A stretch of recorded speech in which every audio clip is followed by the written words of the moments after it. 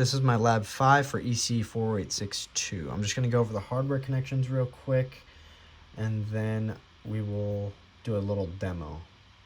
Okay, so we can actually see on here, sorry, I'm just going to lower that. The timer, the hardware timer that I set up, the green LED is set for pin 27, red LED is set for pin 33, and the accelerometer is set for the SCL pin is pin 22, SDA pin is pin 23. We can go right here and then see as well that the buttons here and the potentiometers are just on the breadboard. They're not actually connected to anything. But the green LED there is connected to pin 27, as I said. Red LED is connected to pin 33 on the ESP32, and the ADXL343 is just on top of the ESP32. Okay, and then let's actually also take a look at the IFT. Those are both my applets, one to communicate with ThingSpeak. When motion is detected, it communicates to the IFTTT app. We can also go to ThingSpeak, and this is what acts as a server. It's set up as Google Assistant data. And now we can go back to Thani. Now I'm just going to go ahead and run this, and what it'll do is it'll calibrate. First it'll set up these bytes into memory for the ADXL343.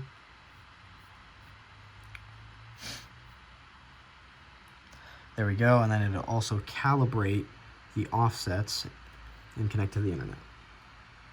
Okay, and currently it'll be in the deactivated state. We'll also have Google Assistant open.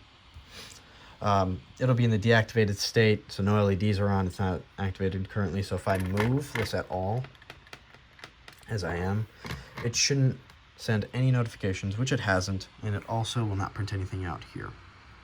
Once it does activate, and I say activate, the green LED will go on, and we'll record measurements for about a minute. We'll have about 11 or so measurements that'll be sent to both my phone and to the terminal on Thani. So let's go ahead and do that.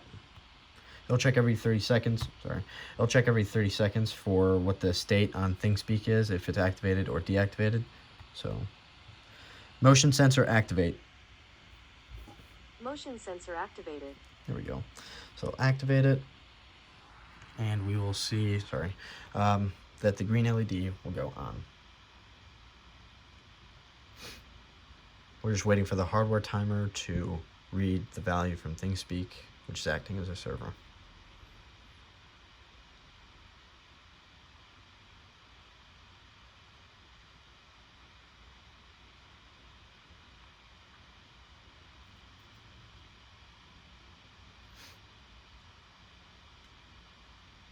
There we go. So the motion sensor is now in activated mode.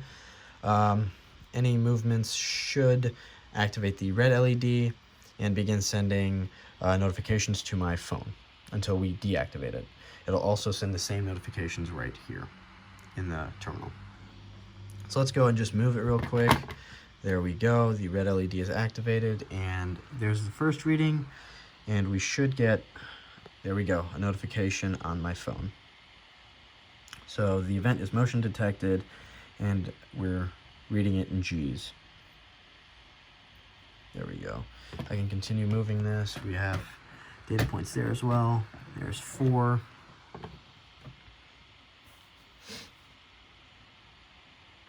So we can actually just count the notifications here. We should see about 11, because it goes for about a minute, and the time in between notifications is about 5 seconds, so that's why it should be about 11 notifications in total. There we go. We just keep receiving them, keeps giving us the values, and then I'm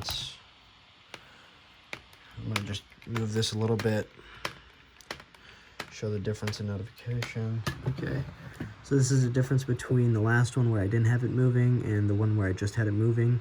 We see all the values spike because I was waving it around. Okay, so we have about 10 notifications here. Let's go and motion sensor deactivate. Motion sensor deactivated. Okay, and then we'll see this go off.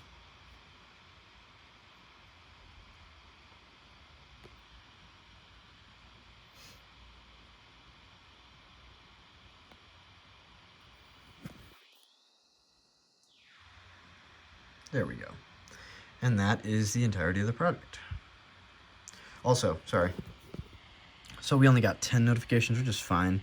That's about 55 seconds, 60 seconds-ish. We shouldn't receive any more notifications now that this is off. It's in deactivated mode. So if I move this, right, just moving it, hopefully it doesn't actually get disconnected. We're not receiving any notifications. Well, I'll have this peer in for a little while, just to make sure we don't get any notifications. Okay, so that's about it. So the motion sensor works. Thank you for watching.